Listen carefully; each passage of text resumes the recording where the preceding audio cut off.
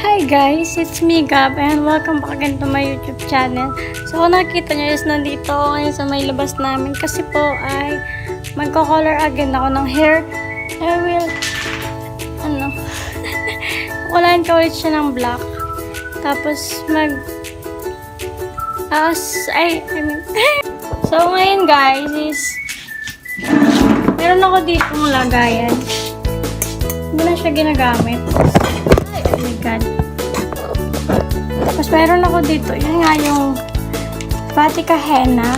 Which is yun ang gagamitin ko sa aking pag-colors sa buhok. Naitim. So buksan natin. Pinabit ko na yung ngipin ko.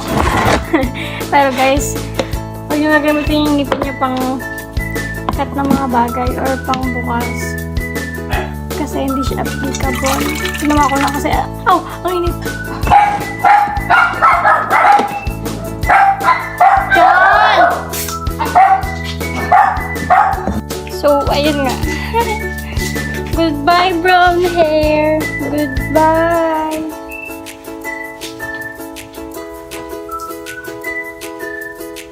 Sana naman ay maging masaya kayo sa resulta ng ating buhok. Kasi guys, nakakasawa. Pero sabi ng mama ko, dapat 6 months daw.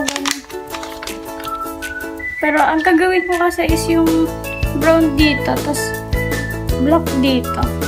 Let's nyo. Ayan. Paalam na sa aking buhok na brown. Ibalik na natin sa pagiging black. Kasi bala ko din magpariban ulit. Sarado pa yung salon. Tapos, hindi ko alam kung sa exes salon ulit ako magpapariban. Kahit ang parlor na lang. Mahaba na rin kasi yung buhok. Dapat nga kanina magugupit ako ng buhok. Kasi baka pag-uwi ni mama, pagalitan niya ako. Nung dalaga pa rin ako. Nung mga nasa 16 years old ako, alam nyo ba guys, 16 to 18,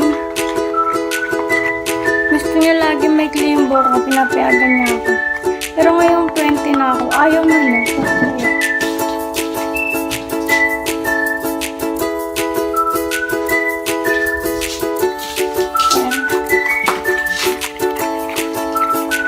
Sana ay tumalab siya.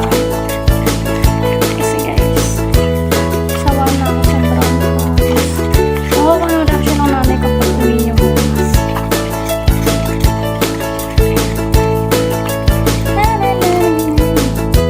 So guys, nandito tayo ngayon sa tapat ng bahay natin. So, kaputi yan. Tapos, syempre, unahin natin ilagay itong oil.